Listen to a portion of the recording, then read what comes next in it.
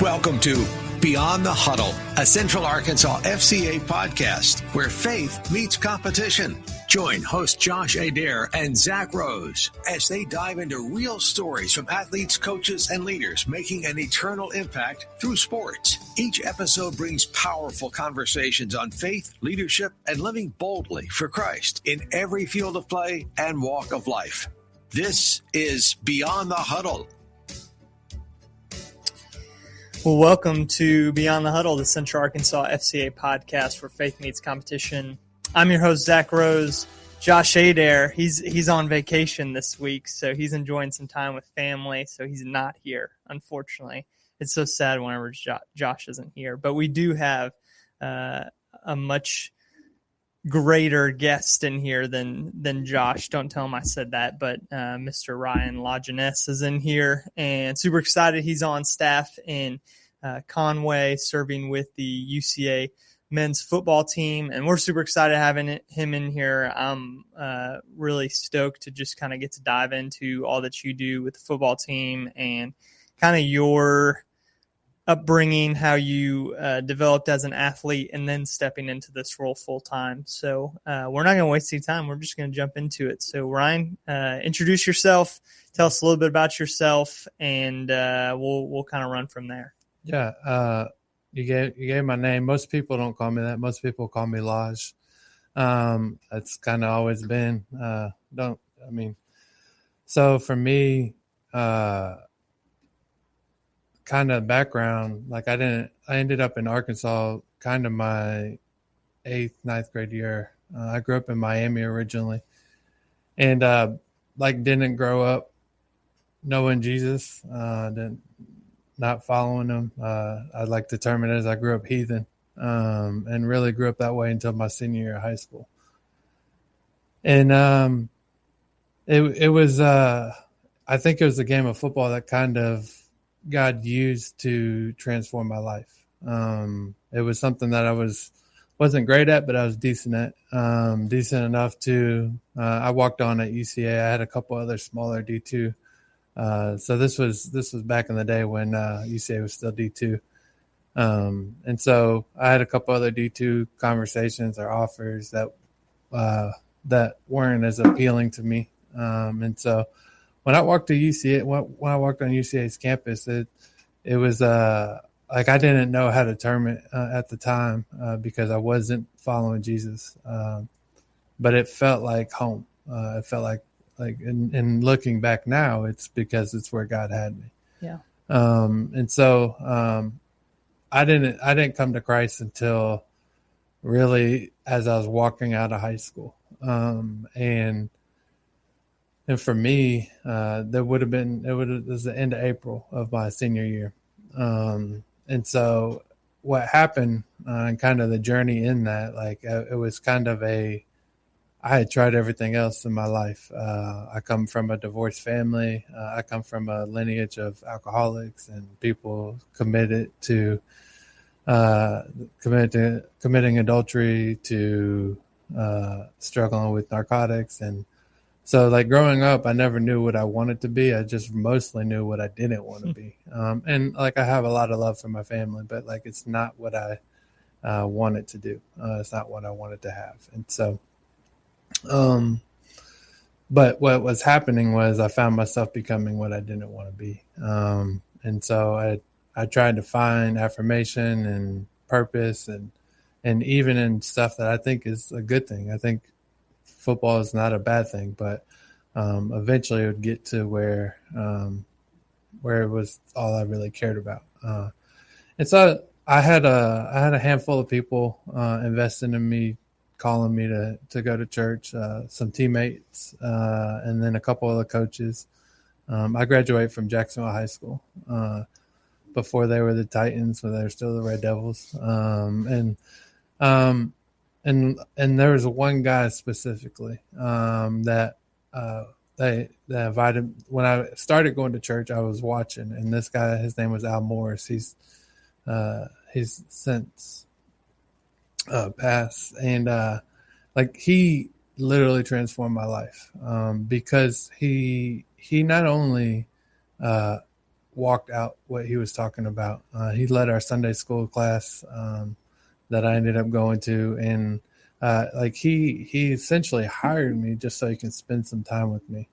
He hired me to work on a house that he was building himself. He was doing a lot of the work.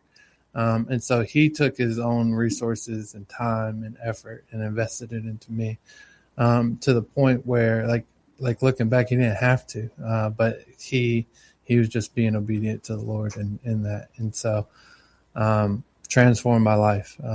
He not only, preached the word of God, but he walked it out. And that's where I was. Like, I was just like, I went to church with them for a long time. I watched and I listened to what they said because I didn't know anything. And for me, I'm a more of a observation person than I am a talk about it person. I'm more of a do it person than I am talk about it.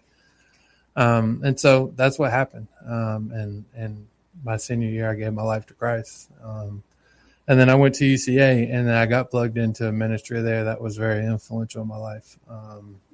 And even to the point where I would work with them. I would be on staff for, ended up being like 12 years until I transferred over to UCA, maybe 13 years until I transferred over to FCA. Mm-hmm.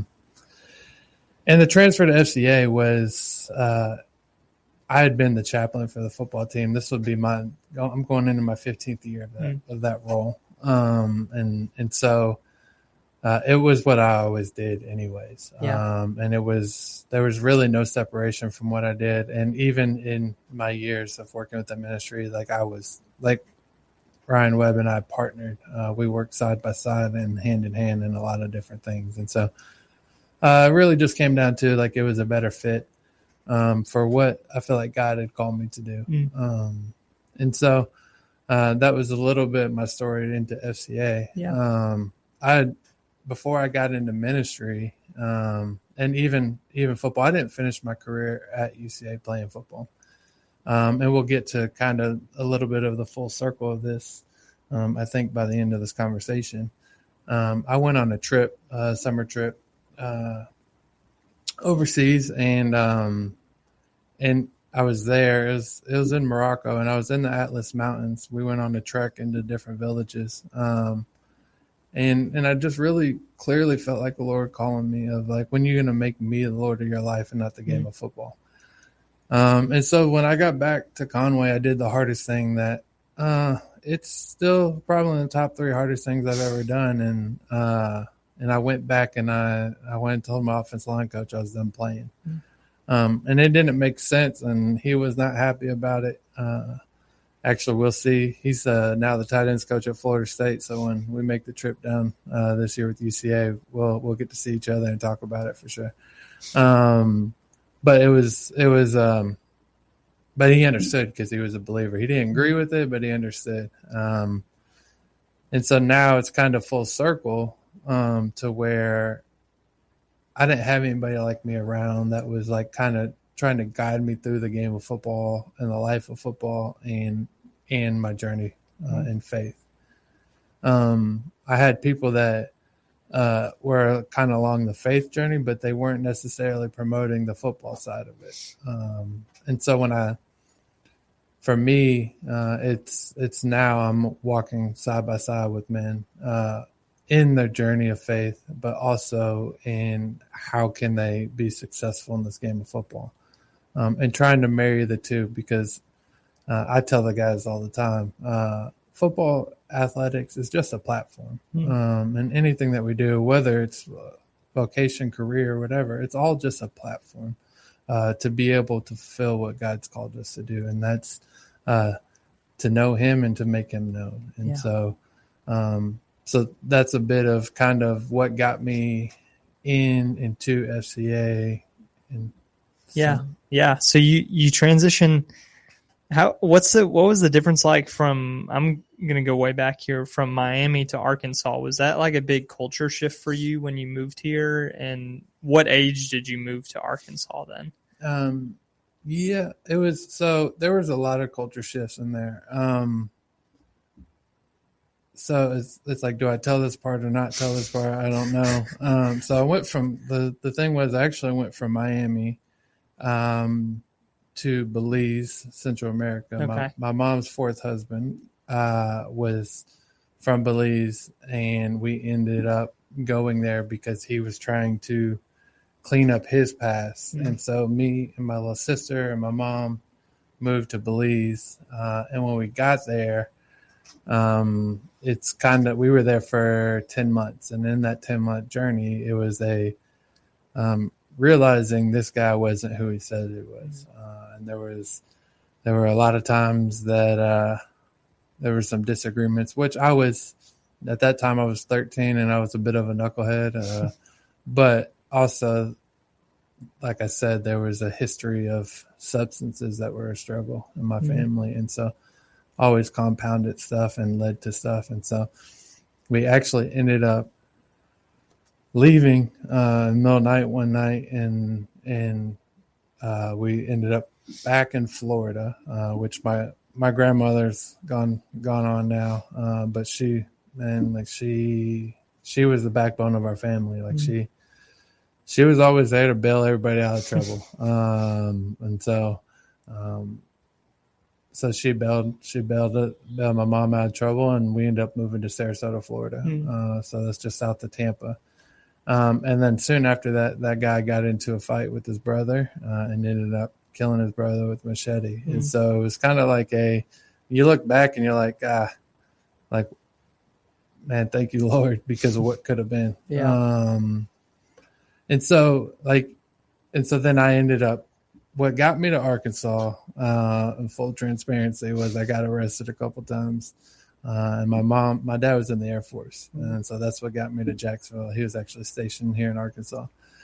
And my mom's like, you're going to go live with your dad because essentially I can't control you anymore. Yeah. And so at 14, I ended up in Arkansas. And it was definitely a culture shock. So I lived on the cutoff where I was my dad lived on the last road where you can go to Cabot or to Jacksonville. And so to me, like, I'd gone to one football game, and Cabot's changed a lot since then. But back then they had one guy on the team that was black. And I was like, this ain't my place. Cause I grew up in Miami where, as a youth, my nickname was White Ghost. And I don't know why they didn't just go with Ghost, but it was White Ghost, where I was the only white kid on the whole football field. Like, it wasn't just on the team. I got like out on the whole field, and the next game's coming up, like I was the only white kid. And so to me, Jacksonville just felt like a better fit to me. Yeah. And looking back, it's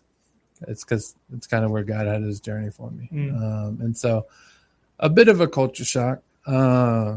I went from living in a town where you didn't really need a jacket to moving here in December. And I was like, it's kind of cold, but I've adapted. Yeah. I'm a shorts and winter kind of guy. Yeah. Man, so you're playing football. At that point, you get introduced to this mentor of yours, you said. At what point did you feel that football was something you wanted to play at the next level? Was that an aspiration from a young age? And when do you really feel like you were like, okay, I'm going to go for this and shoot for it? Because to be a walk-on, I walked on, played a year of college athletics too. It's like you're just kind of, it's a shot in the dark essentially of like, I know what I'm capable of, but do I really know what I'm capable of? When was that moment for you or time where you were like, okay, I really want to take the next step and commit to this for a time? Yeah. I think playing football at the next level was kind of always the goal. Like, I didn't struggle with like drugs and stuff like that and alcohol because to me, it wasn't worth the risk. And it wasn't because I was following Jesus. It wasn't worth the risk of jeopardizing what I wanted to do. My issue at the time, like, I played a position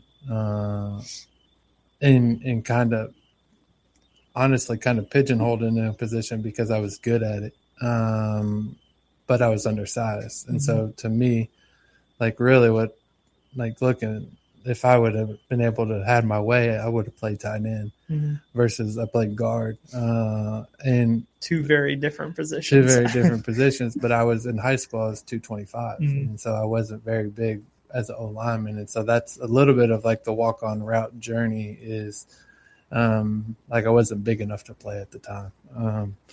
And so I needed to grow and to mature. And so, but the goal I think always was like, I wasn't awful at school, but I was good enough at school to make sure I was eligible and do okay. And so for me, that I think that's a little bit why like it's in the top 3 hardest things I've ever done is because originally there was no plan B. Now I didn't think I was going to go to the NFL or anything like that. I think if you ask any person, they'd say, yeah, it's a dream to go professionally in whatever sport they're playing.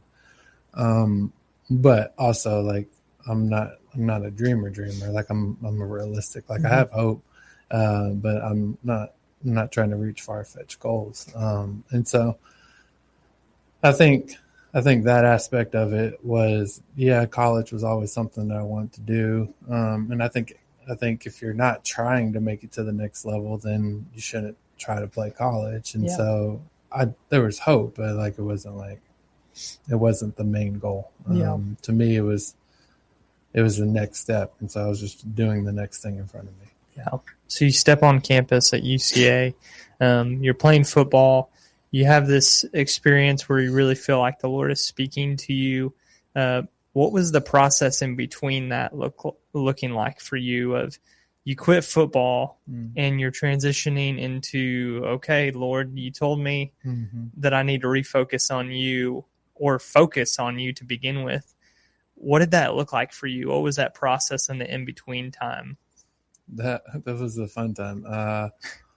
It was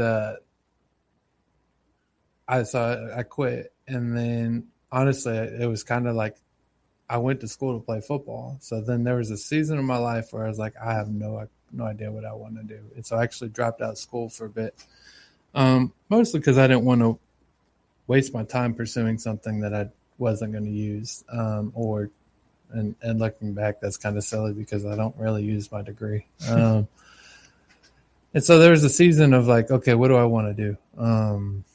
And so for me, like ministry was a route that I felt like I was supposed to go. But I didn't feel like the release to leave UCA. And so that's kind of like the ministry that I ended up working with. I ended up doing I went back to school and got my degree in history. And part of that was just to mend some family bridges. Like, and so I did that, and I was still involved in the ministry that I was plugged into. And then I went and I coached high school football. Like at that time, even while I was in school, I was volunteering and coaching. I did coach 4 years at Little Rock Christian, and then I went back to Jacksonville for a year. And like I loved it, like especially Jacksonville. I really love both of them, but like I love the ability to pour into kids and to impact their lives and to help them become better football players, but also in it to live life with them and be there and try to navigate through whatever they had going on. And so it was actually, I went to, like I said, still involved in this ministry, and my wife and I went to a winter conference. And leading up to that conference for over a week, like I couldn't sleep, which is not normal for me. If you ask my wife, like she has some bitterness towards me when we had our kids because I wouldn't wake up in the middle of the night. Even this morning, I got in a little trouble because my youngest kept coming downstairs last night, and she's like, "Did you hear him?" I'm like, "I didn't hear nothing." And so I have the gift of sleep once I go to sleep. But the problem was I couldn't, like that week I couldn't sleep. So I knew there was something in my spirit that wasn't right. Like, or that guy was trying to speak something to me. Yeah. And we go to this conference, and basically there was this internship that was available to where you can get credentials for ministry. And I felt like whenever the person was up front talking about it, I spoke, I was like, this is what I'm supposed to be doing. And so then that was kind of the next route for me. I did that and then kind of was in ministry for, like I said, with that ministry for 13 years almost. And it was what I was supposed to be doing. Mm-hmm. And so I think ultimately, kind of full circle is now I get to do ministry in a community that you get some people are like, oh yeah, I want that title or I want that position, and like it's never been about that. The reality of it is there's a lot of people that would say, a collegiate football team, they're not really going to follow Jesus, or I don't know. You walk on campus and people be like, I don't know about that guy. When I walk into the locker room, when I walk in the facility, I'm like, man, this is where God's going to change the world. Yeah. And in that, it's like I have the opportunity to every day interact and impact 100+ people. Yeah.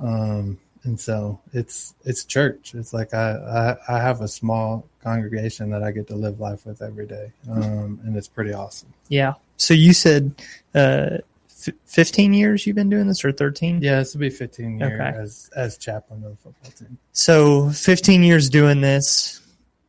Go back to the beginning of your time doing it. You step on. I've experienced. I had just a real brief experience when I was in Springfield, Missouri, helping out with some of the Missouri State football stuff. Like any level of Division I, you automatically it's just elevated in a way. You're taking road trips to go play the Florida States and bigger programs, but you also see a different level of probably commitment to the game in a way too, of athletes coming through the door. What was that like to start? Because I can imagine as you're getting involved and starting, it's a lot of just like building relationships, getting your foot in the door, starting those things from the ground up. What did that look like at the beginning of your time? And how do you feel like that has grown and developed over the years to where now it's like you are settled and actually, in a sense, like a part of the team? Yeah. What did that look like in that process? Yeah, I think so kind of for me, the process was there were two coaches before this one. The first one I knew because I played for him. And so it was just like, hey, do you mind if I come to practice? And the hope of it was to kind of get guys into small group and build connection. And so he came and left, and so new coach came in. And I knew that the previous coach didn't really travel a ton of guys all the time. New guy came in, and I went and introduced myself, told him this is what I am, this is what I'm doing. And I was like, I'm willing to travel if you would want me to. And his response was straightforward. And I think looking back, right. And his response was basically like, if you're reaching people, if you're impacting guys on the team, he's like, I don't have a problem putting you on the bus. But I think, so he's a little bit old school. I think he'd been around long enough to see guys come and try to get the title of chaplain and then, or try to be on the sidelines. And I think that's not a goal of mine. I think for me, it's like when I walk in, when I'm a part, like I want everybody to know Jesus. Yeah. And so that was always my hope and my goal. So he watched me for a year, which I really respect. And I think it's kind of where I established core convictions of like this idea of ministry of presence. I think it really matters, like being around. And sometimes, some days it may not feel like it matters, but there's days after practice, they're like, Lodge, can I talk to you? Like, I got this going on. That if I'm not there, maybe it happens another day. Or if I'm there 3 times a week or a couple times a week or in and out, maybe it happens. I don't know because I haven't done it any other way. But I think it has opened up incredible opportunities and doors and conversations and walks of life with guys that that really challenged me in the moment, and since then has been a conviction of mine. Yeah. And so he watched me for that year, and then he ended up putting me on the bus, and kind of ever since then I've been traveling. And so to me, really it seems cooler than it is, but there's a lot of late nights getting back on the weekends at 5 a.m. On a Sunday morning, and your kids don't sleep in. And so we're up to church. And so, but I wouldn't change it for the world. Like it's, because the opportunity to stand in front of 100 people every weekend and share who Jesus is and what he's calling them to be is worth every minute of it. So. Yeah, definitely. It takes a lot of sacrifice, especially I think about just even the landscape of college football right now, but for years it's been, it's a commitment to play any sport, especially football. You're on campus basically year round, whether it's in season, prepping, preseason, or like spring ball. It all is just one large continuous wheel that they're running throughout the year. So there's so much opportunity to just get in there. I've seen that one of the football teams that I was spending time with this last year, it was kind of my first full year getting into it. Me and another local pastor were kind of running the show a little bit and just asked if we could come in and meet with them once a week. But outside of that, we came to practices, and it's so cool to see how over time, like you've been doing this for almost 15 years now, but even just the first year, you can see and notice a difference of as you show up and pursue those guys, like once they see that you're like legitimate and really care about them, they'll share things with you that they may not share with anyone else because they genuinely know that you care and are there and available to do that. So that's so cool.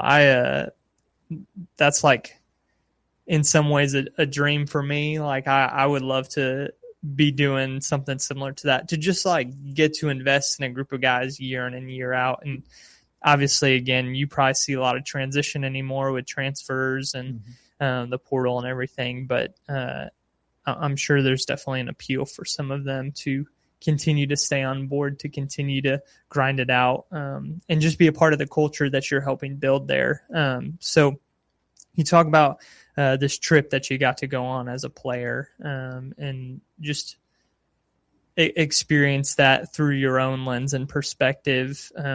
You got to do something similar this year with some of the guys from the football team. Would you mind just sharing a little bit about that and some of the impacts that came from that? Yeah. So just even rewind a little bit on the transfer portal idea, and this applies even to that story. To me, like you have two ways to look at it. You're like, oh man, woe is me. Like I have to deal with this transfer portal. Like even this year, we had 40 new guys come in January. And so with 40 new guys coming in, there's 40 leaving. But to me, it's just another opportunity to impact more people. Yeah. And so like even on this, so I took a trip. There were 7 guys, and one of them actually had just transferred. We lost him to Cincinnati. And so now he's kind of the second one that we lost in Cincinnati. The one before actually just got drafted to the Vikings. Okay. And honestly, and this last weekend, I was in Tennessee doing his wedding. And so, to me, it's, and I told him this, and I actually said this in his wedding ceremony, that I was really sad when he left. But I was excited for the opportunity that he had. And the reason that I was sad is because we don't get to see each other every day anymore. And that's what I told him. I was like, doesn't mean that we won't stay connected. We won't continue to discipleship, and that relationship. Yeah. But it will look different because we don't have the interaction every single day. And the same thing that I told the kid that left to Cincinnati this year, the same is true. Right. But what discipleship does when you live life with somebody every single day, like it creates a connection that is bonded greater than just relationship. And so we ended up kind of the full circle, this trip that I took. So the first time I went to Morocco was 23 years ago. And so I was able to bring 7 guys back to Morocco this May. And we were there, and the platform that we had was a football camp. And so it was kind of cool to see. I've done a lot of trips overseas, into different parts of the world, with different opportunities. But this was the first time that I was able to bring football guys. There's been one other football guy that's gone, or 2 other football guys that have gone on trips with me. But they were kind of incorporated into what I would call the normal student body trip. But this was the first all football trip. And really it was the first trip that was designed for them. And so I think what's happening a little bit, like if you go to Morocco, flag football is kind of like a niche community, but there is like some traction in it, and it's growing. And I think it's growing because of flag football in the Olympics. And so you got this thing that is being put in Olympic sports it's opening up platforms to places and communities that were not accessible originally. And so it was cool to see. To me, it's like one of the guys on the trip had really never been out of Conway other than for football. And you got a guy from Mississippi that's really only one of the guys that went on the trip had a passport. So all these other guys have never experienced like applying for a passport. They're like in trying to get overseas, let alone go overseas. And it's just different when like you can talk about it, but like really until you get out of your own culture, your own experience, and you kind of see the world around you. And you go into a place where we walk in a country where it's easy to be a Christian, into a country that it's not easy to be a Christian. And they know as soon as you land and touch foot on the airport that your passport says America, and they assume that you're a Christian. And so there's just the opportunity of growth and challenge and I think just kingdom impact even in their lives of what they would do. So the guy that went to Cincinnati had a big influence on a couple of the guys that were on the trip. And so it was kind of a generational discipleship thing. So it wasn't an open trip to every football player or anybody that would be interested. Like it was a discipleship-based trip. That these guys were like really committed, had been committed, and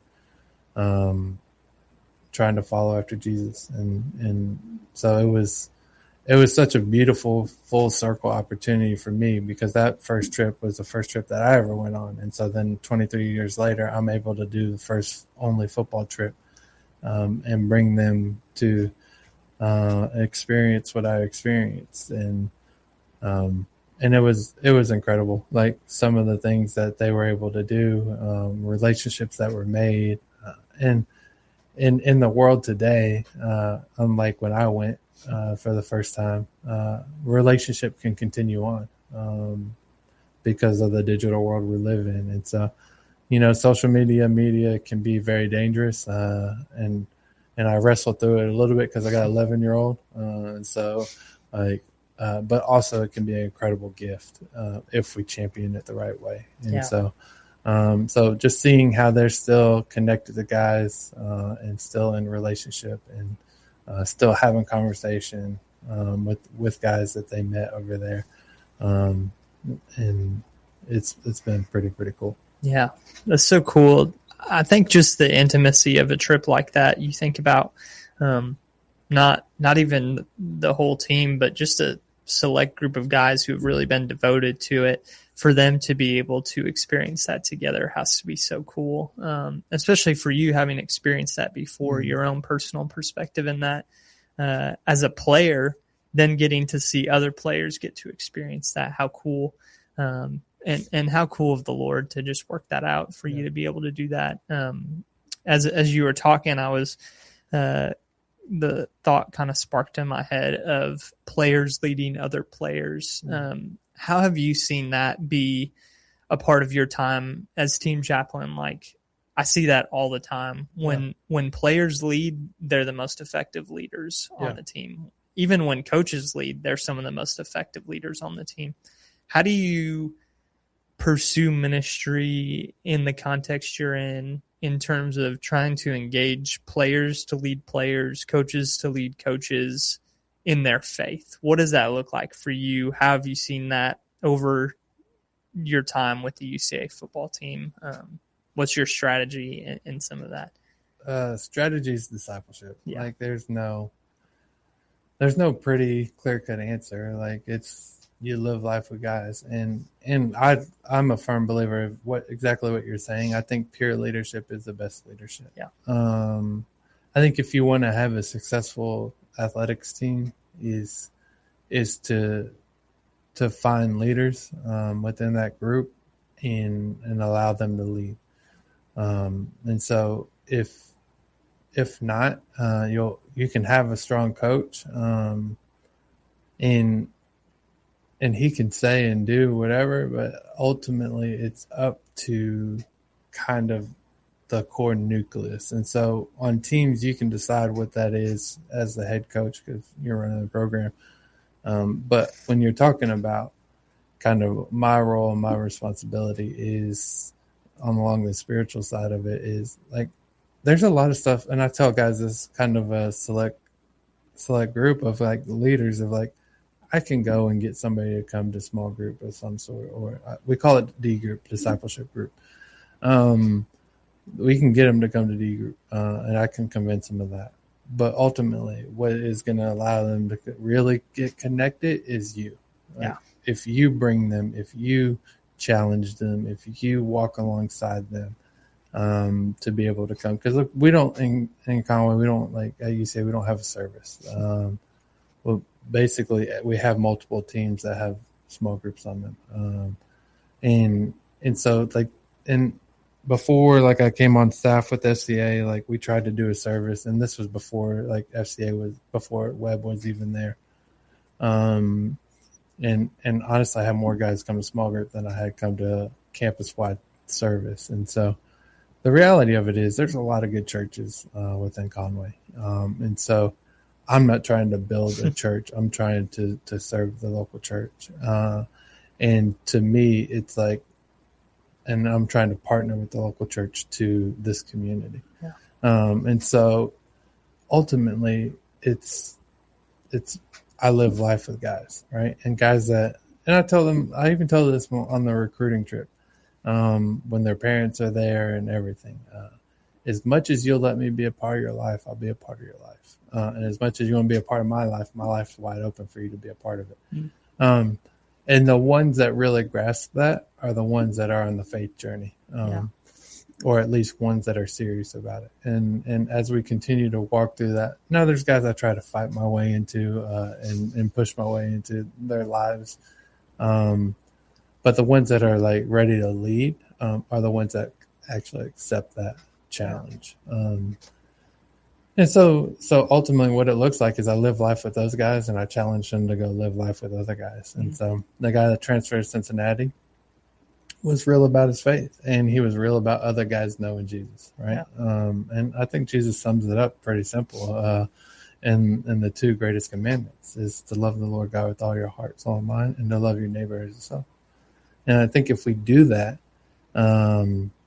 discipleship happens, right? Because we start thinking about other people's needs more than we do ours. And we think about, man, I want them to know Jesus like I know Jesus, right? And so it's like if we take care of that first one, it's not first, it's like 1A and 1B. It's not 1 and 2. It's like they're kind of incorporated into each other. And so the goal that Jesus established for the church is discipleship.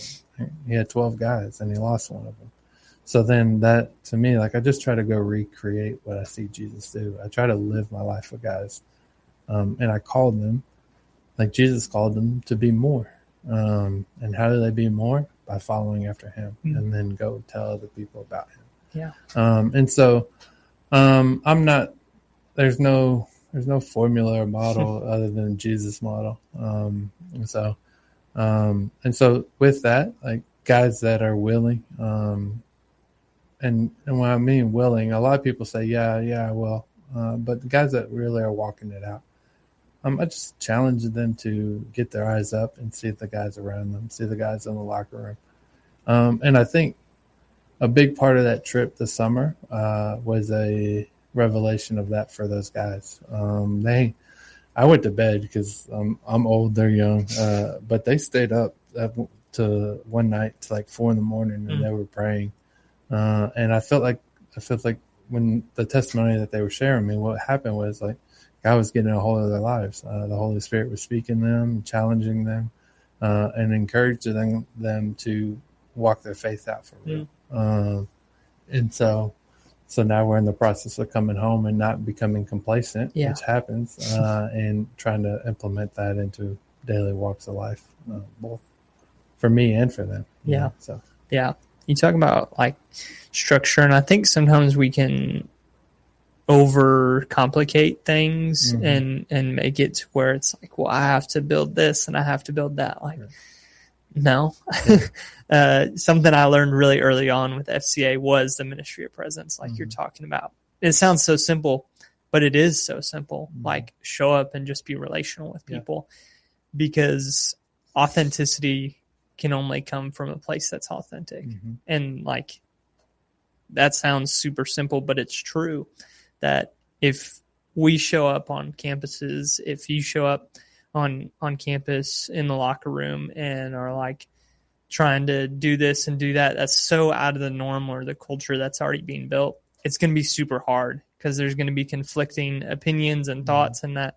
But if you just step alongside what's already happening and just remain present through that, guys are inevitably going to face things that are hard.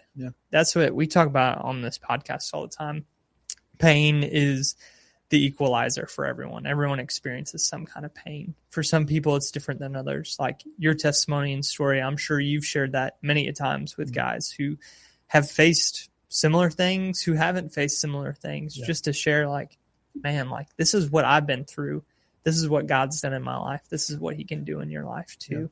But how cool, as the Lord, it sounds like, really prepared you for this time and this season of life.